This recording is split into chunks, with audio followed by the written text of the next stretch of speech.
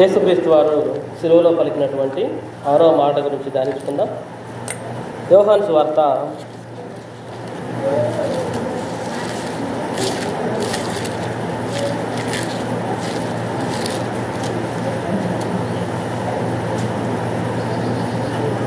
19వ అధ్యాయము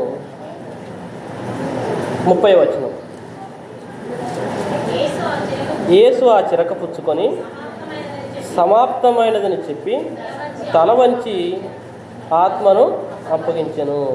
ఏ మాట? మారో మాట, సమాప్తమైనది. చిన్న ప్రార్థన చేసుకుందాం. ప్రేమ కలిగినటువంటి మా కన్న తండ్రి, ఈ యొక్క క్రీస్తు వారు పలికినటువంటి సిలువలో 6వ మాట తండ్రి ధ్యానించుండగా చెప్తున్నా తన మీ యొక్క జ్ఞానాన్ని అనుగ్రహించండి.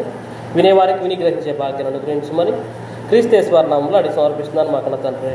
ఆమేన్. మంచిదమ్మా. సమాప్తమైనది. 6వ మాట ఏంటి? సమాప్తమైనది. ఏం సమాప్తమైంది? ఏం సమాప్తమైంది?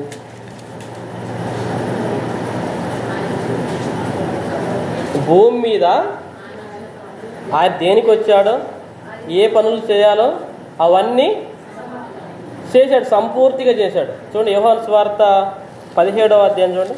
యోహాను సువార్త 17వ అధ్యాయము 4వ వచనం. చేయుటకు నీవు నాకిచ్చిన పని నేను సంపూర్ణముగా నెరవేర్చి భూమి మీద నిన్ను మహిమపరుచుకుని. చేయుటకు నీవు నాకు ఇచ్చిన పని. దేవుడు యేసుక్రీస్తు వారికి ఏమి ఇచ్చాడంటే పని ఇచ్చాడు. ఏం పని ఇచ్చాడు? ఏం పని ఇచ్చాడు? నాయన, నువ్వు భూలోకానికి వెళ్ళాలి. వెళ్ళిన నీవు ఏం చేయాలి? సువార్తను ప్రకటించాలి, స్వస్థతలు చేయాలి, అనేకులను బాగుపరచాలి. ఇవన్నీ చేసిన తర్వాత నువ్వేం చేయాలి? సిలువలో ఘోరమైన బలియాగం అవ్వాలి. పాపులందరికీ రక్షణ రావాలంటే నువ్వు ఈ కార్యక్రమాలన్నీ చేయాలి. ఇది దేవుడు ఆయనకి అప్పగించిన పని. ఏమంటున్నాడు యేసుక్రీస్తు వారు? చేయుటకు నీవు నాకిచ్చిన పని నేను సంపూర్ణముగా నెరవేర్చి. సంపూర్ణం అంటే చంద్రుడు పౌర్ణమి రోజు ఎలా ఉంటాడు? అది సంపూర్ణం అంటే. అంతే కదా? సంపూర్ణం అంటే పూర్తిగా, ఆఫ్గా, సగం సగంగా కాదు, ముక్కాలు భాగం కాదు. ఎలా చేయాడు? సంపూర్ణముగా నెరవేర్చి. అంటే దేవుడు చెప్పినటువంటి దేనిలో కూడా, దేవుడు చెప్పిన ఏ పనిని కూడా అసలు విడిచిపెట్టకుండా చేయడమే సంపూర్ణంగా చేయడం. సంపూర్ణముగా నెరవేర్చి భూమి మీద నిన్ను మహిమపరిచితిని. యేసుక్రీస్తు వారు దేవుడు తనకు అప్పగించినటువంటి పనిలో ఏ ఆటంకాలు వచ్చినప్పటికీ కూడా ఎక్కడ కూడా దేవుణ్ణి విడిచిపెట్టినవాడు కాదు. చూడండి, ఆయన జీవితాన్ని మనం గమనిస్తే మార్కు సువార్త 1వ అధ్యాయంలో దేవుని పని పట్ల ఆయనకు ఉన్నటువంటి ఆసక్తి మనం చూద్దాం. మార్కు సువార్త 1వ అధ్యాయము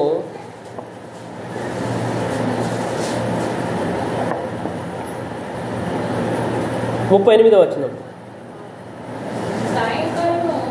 మార్కు సువార్త 1:38 అమ్మా.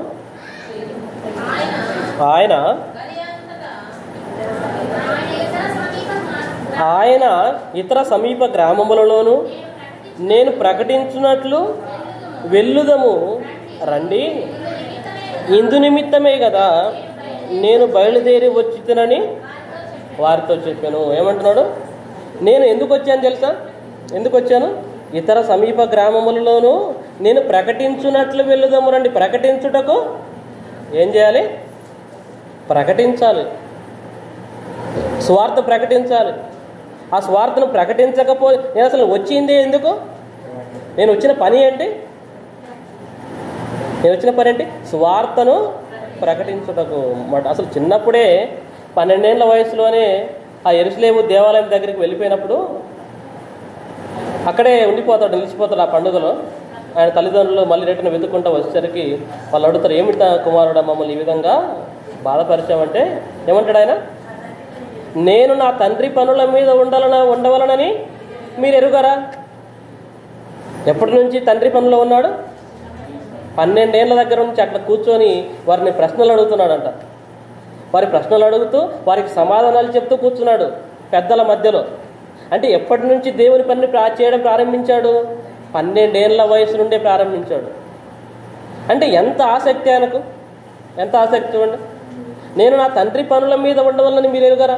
ఎక్కడ చూసినా కూడా దేవుడు దేవుడు నా తండ్రి అనే తప్ప ఎక్కడ వేరే మాట వాడాడా ప్రభువారు?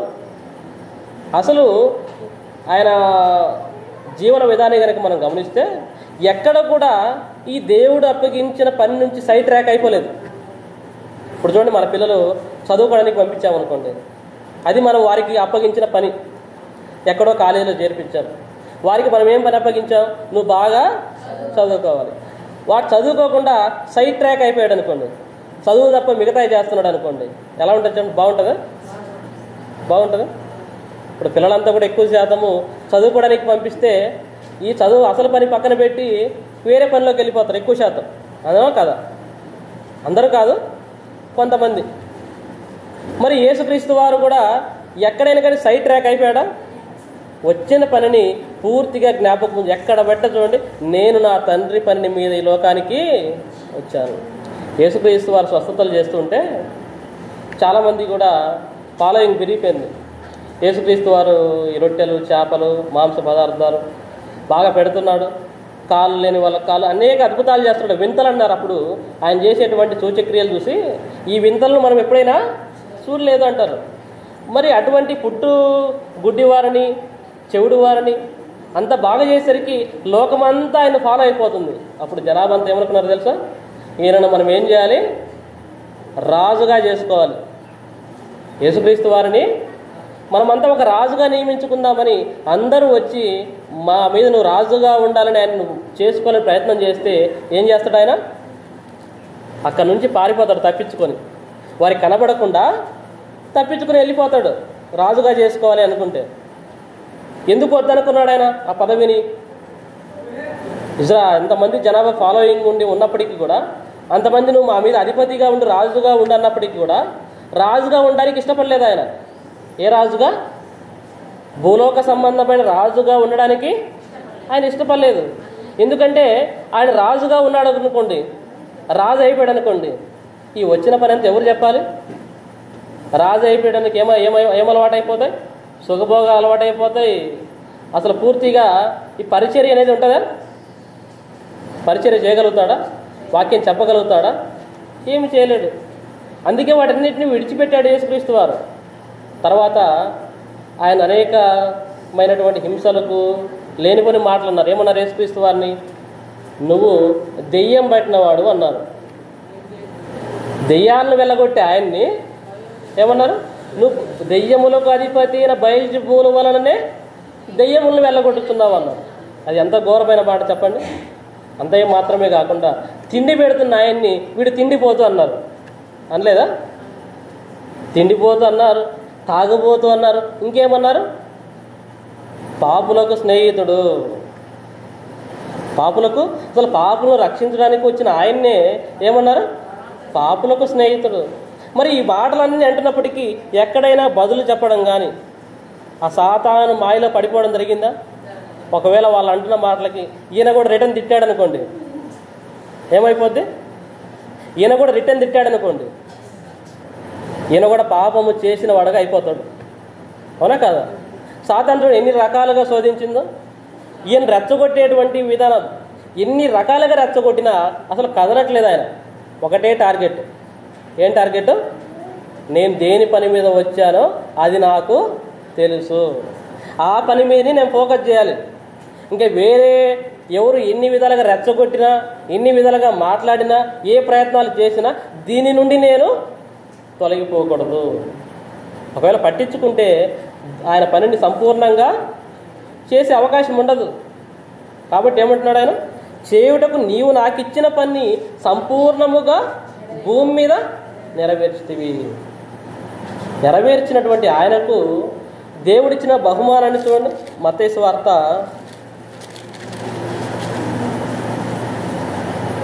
28వ అధ్యాయము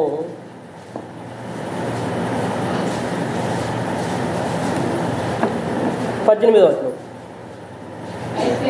అయితే యేసు వారి యొద్దకు వచ్చి పరలోకమందును భూమి మీదను నాకు సర్వాధికారం ఇయ్యబడినది. ఏం చేయబడిందంట? పరలోకమందును భూమి మీదను నాకు సర్వాధికారము ఇయ్యబడి ఉన్నది.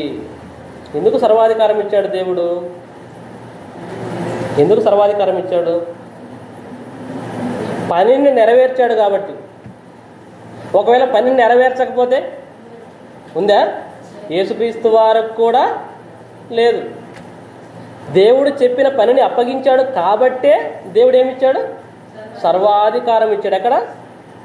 భూమి మీదను పరలోకమందును నాకు సర్వాధికారం ఇవ్వబడి ఉన్నది. ఎప్పుడు ఇవ్వబడింది? చేయుటకు దేవుడిచ్చిన పనిని పరిపూర్ణముగా. ఆయన సిలువలో బలియాగం కాలేదనుకోండి, దేవుడి కోరిక నెరవేరిద్దా? దేవుడి కోరిక ఏంటి? నువ్వు నా ప్రజల నిమిత్తము, యెషయా గ్రంథంలో అంటాడు, ఆయనను నలగొట్టుటకు దేవునికి ఇష్టమాయను. మరి దేవునికి ఇష్టమైన కార్యం ఏంటి? తన ప్రియకుమారుని నలగొట్టడము, బలియాగము చేయడమే ఇష్టమైన కార్యము. ఒకవేళ జరగకపోయిందనుకోండి, జరగకపోతే ప్రపంచానికి రక్షణ ఉందా? ప్రపంచమంతా ఎక్కడికి వెళ్ళిపోవాలి? నరకానికి వెళ్ళిపోవాలి. చూడండి, ఫిలిప్పీలకు రాసిన పత్రిక, పనిని నెరవేర్చినటువంటి క్రీస్తు యేసు వారికి దేవుడు ఇచ్చినటువంటి ఘనత చూడండి. ఫిలిప్పీలకు రాసిన పత్రిక 2వ అధ్యాయము 8, 9, 10, 11. మరియు ఆయన ఆకారమందు మనుషుడుగా కనబడి మరణము పొందునంతగా, అనగా శిలువ మరణము పొందునంతగా విధేయత చూపిన వాడై తన్ను తాను తగ్గించుకొనెను. ఎందుకు? ఏం చేశాడంటే క్రీస్తు యేసు వారు మనుషుడిగా కనబడ్డాడు. పరలోకంలో ఆయన స్థాయి ఏంటి? దేవునితో సమానముగా ఉండడమే ఆయన స్థాయి. అటువంటి వ్యక్తి భూమి మీదకి వచ్చి తను తాను తగ్గించుకొని మనిషిగా పుట్టి, ఆ మనుషుడిగా పుట్టడంలో కూడా మరణం పొందాడు. ఆ మరణములో కూడా ఎటువంటి మరణము? శిలువ మరణం. సహజ మరణమా? క్రీస్తు యేసు వారిది ఘోరమైన మరణమైంది. శిలువ మరణము పొందినంతగా విధేయత చూపిన వాడై తన్ను తాను తగ్గించుకును అనొచ్చు. మామూలుగా అనుకోవచ్చు, మనం ఒక పెద్ద స్థాయిలో ఉన్నామనుకోండి, ఒక అంబానీ స్థాయిలో డబ్బు ఉన్నటువంటి వ్యక్తి ఒక మురికి వాడల్లోకి వచ్చి నువ్వు బ్రతుకంటే బ్రతుకుతాడా? ఎప్పుడు చూసిన ఏసీలో ఉండేటువంటి వ్యక్తి ఎండలో కాసి అసలు ఫ్యాన్ లేని ఇళ్లలో ఉండమంటే ఉండగలుగుతాడా? మరి యేసుక్రీస్తు వారి స్థాయి ఏంటి పరలోకములో? అసలు ఈ ప్రపంచానికే చక్రవర్తిగా అధిపతిగా ఉన్నటువంటి ఆయన స్థాయి భూమి మీదకు నువ్వు పో అంటే వెళ్ళిపోయాడు. ఆ భూమి మీదకి పోయి కూడా నువ్వు ధనవంతుల కుటుంబంలో పుట్టమని చెప్పలేదు. ఎక్కడ పుట్టించాడు? ఒక దరిద్రుల కుటుంబంలో, పేదవారి కుటుంబంలో పుట్టింపజేశాడు. ఆయన ఏమన్నా అన్నాడు యేసుక్రీస్తు వారు?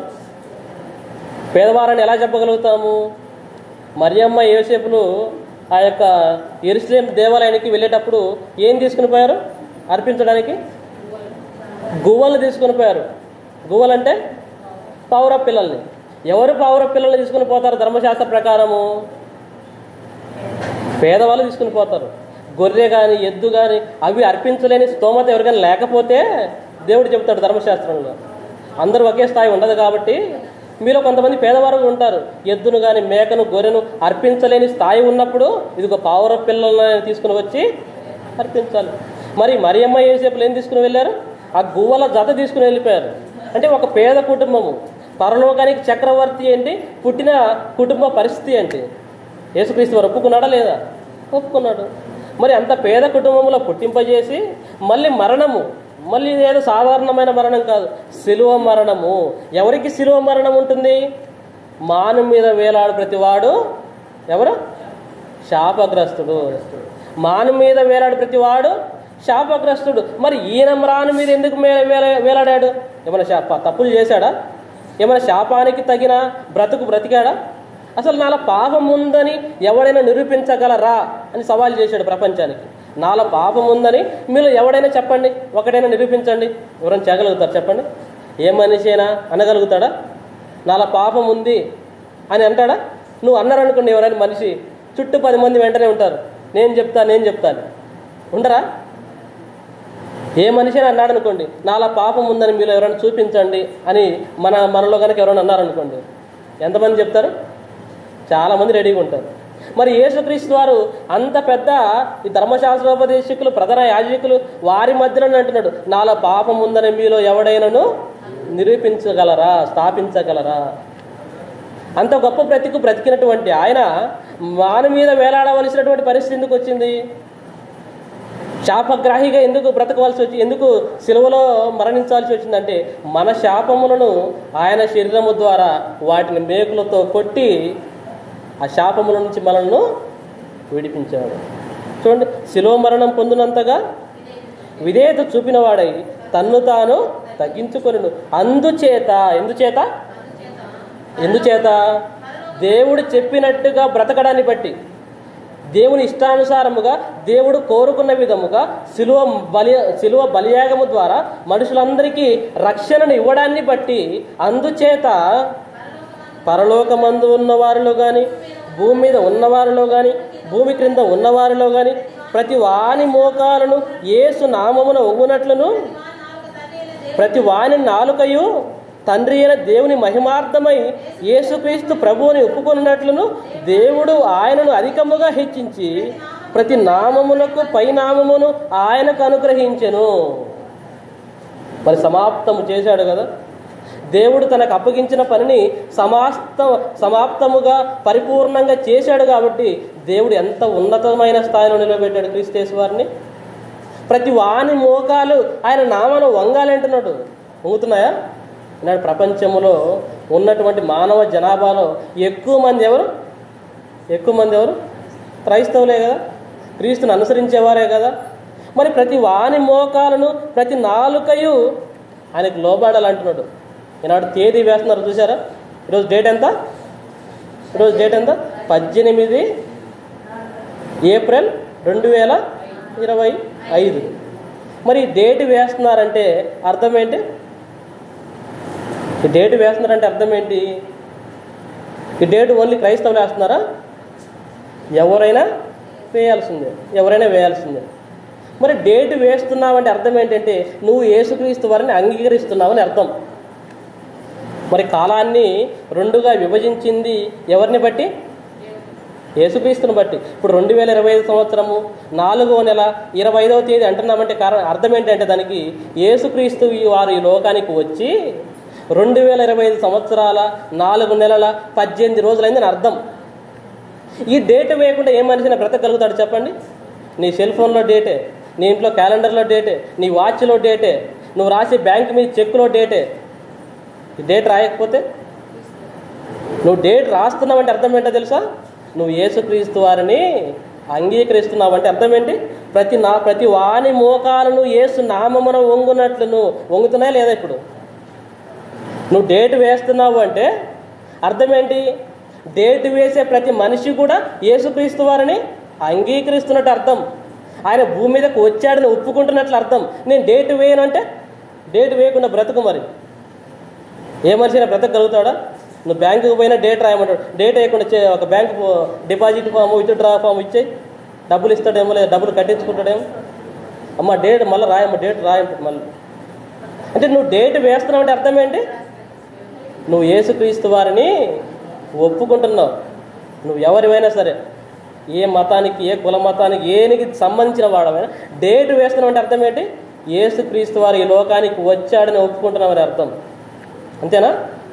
ప్రతి వాని మోకాలను యేసు నామమున వంగునట్లును, ప్రతి వాని నాలుకయు తండ్రి అయిన దేవుని మహిమార్థమై యేసుక్రీస్తు ప్రభువు అని ఒప్పుకొనున్నట్లును దేవుడు ఆయనను అధికముగా హెచ్చించెను. ఏ విధంగా హెచ్చించాడు? అధికముగా. ప్రపంచంలో ఈనాడు అత్యధికముగా ఉన్నది క్రైస్తవులే. కాలాన్ని విభజించింది క్రీస్తు వారి నామాన్ని బట్టి. ఏ క్రీస్తు మాటలు ఉన్నాయో ఆ బైబిలే అత్యధికంగా అమ్ముడవుతుంది. అంతేనా? ప్రపంచంలో ఏ బుక్ అయినా అమ్ముడుపోతుంది ఇంతగా? ప్రపంచంలో ఏ బుక్ అయినా ఇంతగా ట్రాన్స్లేట్ చేయబడిందా? ప్రపంచంలో ఏ బుక్ అయినా కొనబడుతుందా? ప్రపంచంలో ఈ బుక్ ఉన్నన్ని భాషలు ఏ బుక్ అయినా ఉందని చెప్పండి. ఎందుకు ఇంతమంది కొంటున్నారు, ఇంతమంది అమ్ముతున్నారు, ఇన్ని రకాల భాషలకు తర్జుమా చేయబడి ఏమున్నాయి దీంట్లో? యేసుక్రీస్తు వారి గురించిన జీవితం ఉంది దీంట్లో. అంటే ప్రతి వాని నాలుక, ప్రతి వాని మోకాలు వంగుతుందా? ప్రతి వాని నాలుక ఒప్పుకుంటుందా లేదా? ప్రపంచంలో దేవుడు యేసుక్రీస్తు వారిని ఏం చేశాడు? అత్యధికముగా హెచ్చించాడు. ఎంతగా హెచ్చించాడంటే అది మనం వర్ణించలేనంత అత్యధికంగా హెచ్చించాడు దేవుడు. ఈ ప్రపంచానికి ఒక రాజుగా, అధిపతిగా చేశాడు దేవుడు ఆయనని. ఎన్నెన్నో మాటలు అంటుంటారు ఏమది యూట్యూబ్లలో. వీరు ఎన్ని అనుకున్నా అవన్నీ ఎటువంటి మాటలు? పనికి రాని వ్యర్థమైన మాటలు. ఆకాశం మీద ఉమ్మూస్తే ఏమైందంట? తిరిగి వాళ్ళ మీదే పడిద్ది. ఆయన ఉన్నటువంటి స్థాయి ఎక్కడ? రాజులకు రాజు అని రాయబడి ఉంటే నువ్వు ఎంతటి వాడవు, నీ బ్రతికెంత చెప్పండి? ఇప్పుడు ఎంత అత్యధికంగా ఉన్న ఆయన బ్రతికెంత, నువ్వు మాట్లాడేటువంటి మాటలంత, అవి పట్టించుకోవాల్సినంత అవసరత లేదు. ప్రపంచంలో శాస్త్రవేత్తలు ఒప్పుకున్నారు, ప్రపంచంలో గొప్పవారుగా ఉన్నవారు ఒప్పుకున్నారు యేసుక్రీస్తు వారిని. శాస్త్ర ఆధారాలు ఉన్నాయి. బైబిల్లో ఉన్న ఏదైనా ఇప్పుడు లేదా? బైబిల్లో ఉన్నటువంటి దేశాలు ఇప్పుడు లేవా? బైబిల్లో ఉన్న ఇజ్రాయెల్ దేశం ఉంది, బైబిల్లో ఉన్న నదులు ఉన్నాయి, ఆఖరికి మన భారతదేశం పేరు కూడా ఉంది బైబిల్లో, ఎస్తేరు గ్రంథంలో. బైబిల్లో ఉన్న ప్రతిదీ ఇప్పుడు మన కంటికి కనపడుతుంటే ఇంతకంటే ఆధారాలు ఏమున్నాయి చెప్పండి? ఇన్ని రకాల ఆధారాలు ఉన్నాయి. బైబిల్ ఉన్న ఎర్ర సముద్రం ఇప్పుడు లేదా? బైబిల్ ఉన్న యోర్దాన్ నది ఇప్పుడు లేదా? ఎన్ని ఆధారాలు ఉన్నాయి బైబిల్కి? ఎన్ని ఆధారాలు ఉన్నాయి, ఎన్ని శాస్త్ర ఆధారాలు ఉన్నాయి. ప్రతి ఒక్కటి యేసుక్రీస్తు వారి యొక్క పుట్టిన ప్రాంతం ఉంది, సిలువైబడిన ప్రాంతం ఉంది, ప్రతి ఉన్నాయా లేదా? ప్రతివి ఉన్నాయి. కాబట్టి అత్యధికముగా దేవుడు ఆయనను హెచ్చించి, ఎందుకు హెచ్చించాడు? పరిపూర్ణముగా దేవుడు ఆయనకు అప్పగించిన పనిని చేయడానికి. చివరికి ఒక వచనం చూసుకొని ఈ మాటను ముగించుకుందాం. హెబ్రీయులకు రాసిన పత్రిక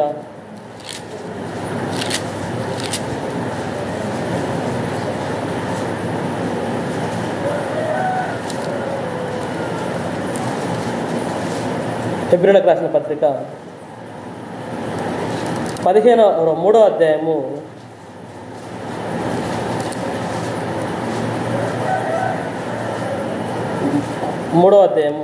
15వ వచనంలో సగభాగం నుంచి, ఏలయనగా మొదటి నుంచి అనే మాట నుంచి చదవండి. 3వ అధ్యాయము 15వ వచనంలో సగభాగం నుంచి, ఏలయనగా మొదట నుండి మొదటి నుండి మనకున్న దృఢ విశ్వాసము అంతము మట్టుకు గట్టిగా చేపట్టిన ఎడలనే క్రీస్తులో పాలివారమయుందుము. ఏం చేయాలంట? మనము కూడా మనం ఏ విశ్వాసాన్ని అయితే విశ్వసిస్తున్నామో, ఏ మార్గంలోకి అయితే వచ్చామో దానిని ఏం చేయాలంటున్నాడు? అంతము మట్టుకు, అంటే మన జీవితాంతము వరకు ఏం చేయాలి? పరిపూర్ణముగా దానిని చేపట్టాలి, గట్టిగా చేపట్టాలి. అంటే నువ్వు దాన్ని పట్టుకొని, అంటే ఎన్ని శ్రమలు వచ్చినా, ఎన్ని ఇబ్బందులు వచ్చినా, ఎన్ని ఆటపోట్లు ఎదురైనా, ఎన్ని అవమానకరమైన పరిస్థితులు వచ్చినా దాన్ని విడిచిపెట్టకుండా దృఢంగా దాన్ని పట్టుకోవాలి. ఆ విశ్వాసాన్ని నువ్వు దేని నమ్మేవో దాన్ని పట్టుకుని ఉండాలి. అలా పట్టుకున్నప్పుడే క్రీస్తులో పాలివారమై ఉందము, అంటే విశ్రాంతిలోనికి మనం వెళ్తాం, నిత్య జీవానికి వెళ్తాం. క్రీస్తు వారు ఎక్కడున్నారు? తండ్రి కుడిపార్శ్వమున విజ్ఞాపన చేస్తున్నాడు. ఎక్కడున్నాడు? పరలోకంలో ఉన్నాడు. మనము కూడా క్రీస్తులో పాలివారై ఉండాలి అంటే, ఆ పరలోకంలో మనం కూడా పాలివారముగా ఉండాలి అంటే ఏం చేయాలి? మనం పట్టుకున్న విశ్వాసాన్ని దృఢముగా మన జీవిత అంతము వరకు, మన జీవితం సమాప్తమయ్యే వరకు దాన్ని గట్టిగా చేపట్టిన ఏడలనే క్రీస్తులో పాలివారమై ఉందము. కాబట్టి క్రీస్తు వారు శిలువలో పలికినటువంటి 6వ మాట యొక్క పరమార్థం, ఆయన సమాప్తంగా పరిపూర్ణముగా తన జీవితాన్ని దేవునికి అంకితం చేశాడు, దేవుని పనిని చేశాడు. ఆయన పరలోకములో తండ్రి కుడిపార్శ్వమున ఆసీనుడయ్యాడు. అంత మాత్రమే కాకుండా దేవుడు ఆయనను అత్యధికముగా హెచ్చించాడు. మనము కూడా అటువంటి మహిమ ఘనత పొందాలి అంటే మన జీవిత కాలం అంతము వరకు కూడా దేవుని పనిని పరిపూర్ణంగా చేసేవారముగా ఉండాలని ఈ యొక్క మాట మనకు తెలియజేస్తుంది. ప్రార్థన చేసుకుందాం. ప్రేమ కలిగినటువంటి మా కన్న తండ్రి, ఈ యొక్క 6వ మాట తండ్రి, ప్రభుల వారు క్రీస్తు యొక్క శిలువలో పలికినటువంటి ఈ యొక్క 6వ మాట తండ్రి సమాప్తమైనది. మా ప్రభు అయిన క్రీస్తు యేసువారు తండ్రి పరిపూర్ణంగా తన జీవిత కాలం అంతటా తండ్రి చేయవలసిన ప్రతి పనిని చేసి ముగించి మీ యొక్క కుడిపార్శ్వమున ఆసీనుడయ్యాడు తండ్రి. మేము కూడా ఆయనలో పాలివారముగా అవ్వాలంటే తండ్రి మా జీవితాల్లో కూడా పరిపూర్ణముగా మీ యొక్క సేవ చేయాలి అనేటువంటి బోధన మాకు తెలియజేశాడు తండ్రి. అటువంటి మాటలు విన్న మేము తండ్రి మా జీవితాంతం వరకు మీ యొక్క పనిని పరిపూర్ణముగా చేసే భాగ్యాన్ని మాకు అనుగ్రహించమని, విన్న మాటలు విని విడిచిపెట్టకుండా మీకు వాక్య ప్రకారం బ్రతికే భాగ్యాన్ని అనుగ్రహించమని క్రీస్తేశ్వర నామంలో ప్రార్థన మనం నేడు సమర్పిస్తున్నాను. మాకు తండ్రి ఆమేన్.